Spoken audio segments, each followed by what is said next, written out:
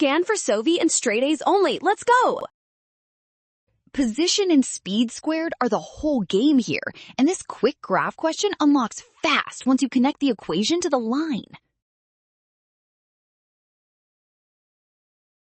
Start with the kinematics relationship v squared equals v naught squared plus 2a times x minus x naught, because that directly connects speed squared to position through acceleration.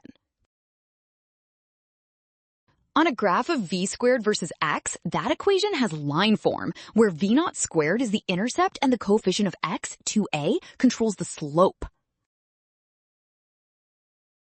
So the feature that lets you determine the kart's average acceleration between positions is the best fit line slope, since slope is proportional to acceleration. Well done. Option B, scan now. Do not rush into intercepts or area. Trust what is given and check the steps carefully.